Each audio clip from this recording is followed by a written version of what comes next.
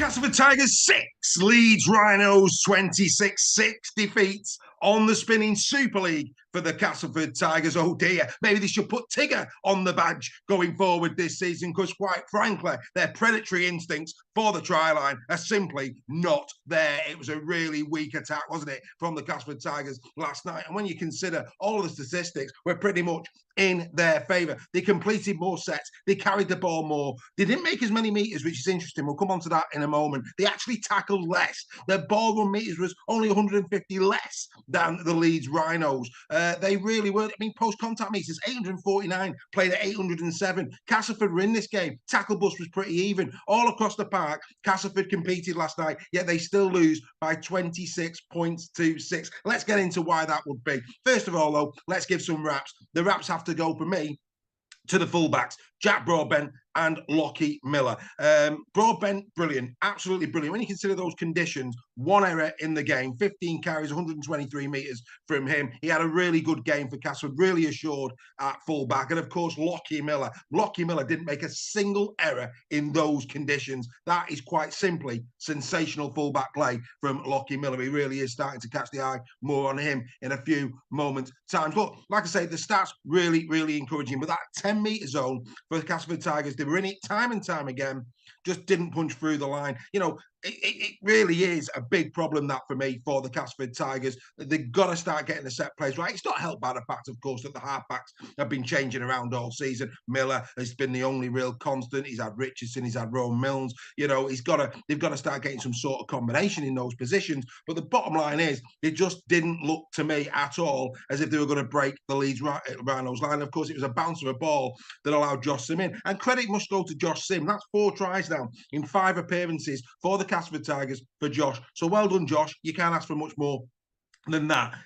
Lawler, Watts, dominated Aledzki and Sangeri in that opening stanza. 233 metres to 153. They were on top. You could see it with the naked eye.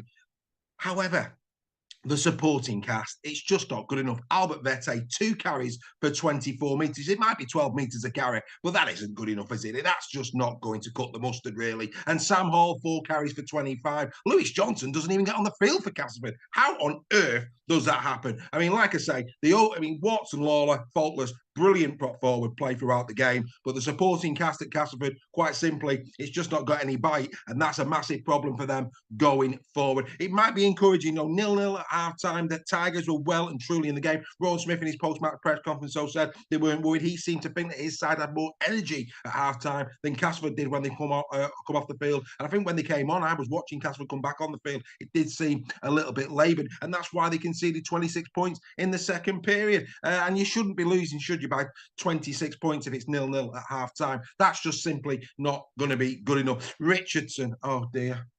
Danny, mate, what you doing? 62 minutes in the game. He goes for a showpiece play, doesn't come off.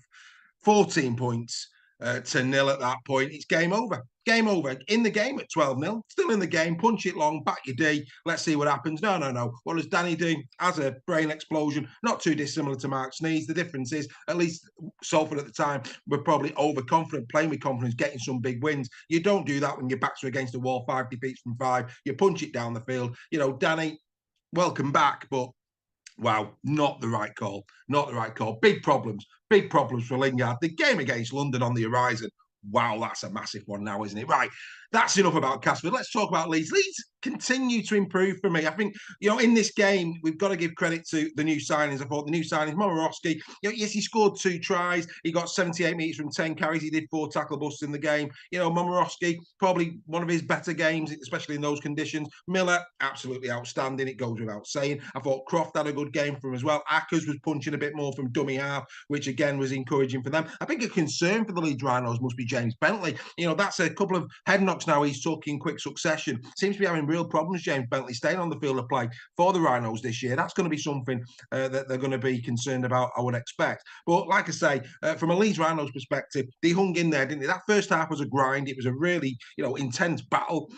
I enjoyed it. I love games like this. You know, it might not be the fast-flowing rugby league that we want to see. We'll get plenty of that in the summer. But some of these purist games, you know, back to the 80s style rugby league, you know, for the purists, it's a nice thing to see. It was a really, really good tussle in the game. You know, errors are plenty. And again, you know, when you consider the error counts in this game, you know, there was errors are plenty on both sides of the field. You know, 11 for the Rhinos, 7 for the Castleford Tigers. You know, in those conditions, you'd say actually that's not too bad, is it? But like again, go back to the Miller, one error as a fullback, Broadbent, none for Miller, one for Broadbent. That's just quite simply exceptional play.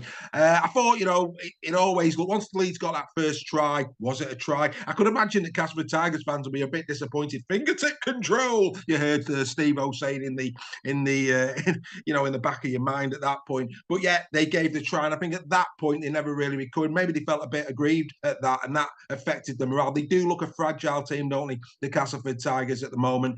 You just wonder where their next win is going to come from. It's a big, big problem if you're Craig Lingard, of course, in terms of that. But yeah, Leeds Rhinos, outstanding, well done. You know, you can only beat what's in front of you. You stood in the grind in that first period. It was a good effort. It's the Salford Red Devils next for the Castleford Tigers at home. That's a big fixture, isn't it? As for the Leeds Rhinos, well, it's going to be the Warrington Wolves at Headingley. Wow, that's going to be a big game, isn't it? Right, I'm going to give him a 3 points to. Right, first and foremost, there's going to be a big surprise coming here, guys. Paul Momorowski is not getting a point from Super League Raw. Whoa, there's a lot of people. I was in our WhatsApp chat, you know, the membership WhatsApp chat last night.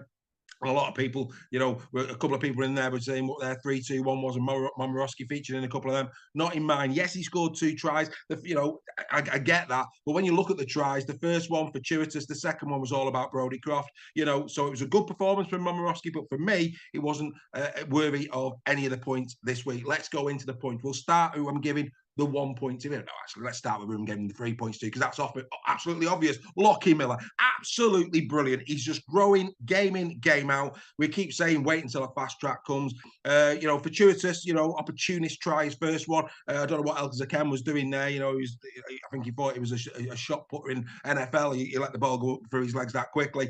But yeah, well done for Miller. Fantastic try for him. His second one, very easy on the eye. Again, all about Brodie Croft. A beautiful, beautiful reverse ball back into McDonald, and then, of course, McDonald onto Miller. Beautiful try, that one. One of the best. Surely that one's going to be in our Tries of the Week promo later in the week. Right, so Miller has to be the number 3 points for him. 2 tries, 180 metres from 27 carries, 11 tackle busts from Miller. Simply brilliant. Another superstar fullback has arrived in Super League. Who am I giving the 2 points to? Well, it has to be Brodie Croft. Yes, I'm giving it to Croft. He set up 2 tries, 17 carries for 95 metres, just a 1 tackle bust in this and a clean break. But I think for me, you know, Croft, his ingenuity started to show. He knows when to run. He knows when to pass. He's starting to really show his worth for the Leeds Rhinos. For me personally, for his creativity and craft, he gets the 2 points. This is why Momorowski's not in there, because the 1 point has to go to the game changer. And the game changer was the big man, Sam Lisone. Oh, yes, Big Sam comes on. 30 minutes in, boom, have a little bit of that, he says, straight through. And then the one from the back fence at the start of the second half, that for me was the game changer. It set a completely different tone for the Leeds Rhinos. It really did. Come with me, boys. Here we go. I'll show you how to punch through this forward line. And so he did. Lisone, he is a potent player off the bench. He does it time and time again, deserving of 1 point. You've got to use your eyes in these games, folks. He's the man for me that just changed the old emphasis of the game, set the temperature for what was to come. And from there, Leeds started to galvanise and they went forward. So Sam Lisone gets 1, 2 for Brodie Croft, 3 for Lachie Miller. Do you agree? Do you not agree? Get in the chat. Castleford Tigers fans, what next for you? Can you beat the Salford Red Devils? And if you don't, wow, I mean, where's the win coming from? Because I'm telling you now, London's going to fancy it. They're going to fancy it. As for Leeds, they're just going along nice and assured. They're staying in that top 6 mix. You know, what's your thoughts on the Leeds Rhinos? Again, Frawley coming into a lot of criticism. You know, a lot of people talking about, you know, if they had a better number 7, what they could achieve. Is that a bit harsh after 6 games in Super League? I don't know. You tell me. But one thing's for certain, the Leeds Rhinos are sticking around those playoff positions. The Castleford Tigers just can't get a win for love nor money. That's been the first In the Shed of round number 6. We will be back tomorrow to go over all of the action from the Good Friday games, maybe even this afternoon, depends what's going on. But anyway, we hope you enjoyed In the Sheds. Enjoy your rugby league today, the whole derby, and of course, Wigan against Saints at the Totally Wicked sellout. That's not to be missed at 3 o'clock. Enjoy your rugby league, everybody. That's been In the Sheds. Bye for now.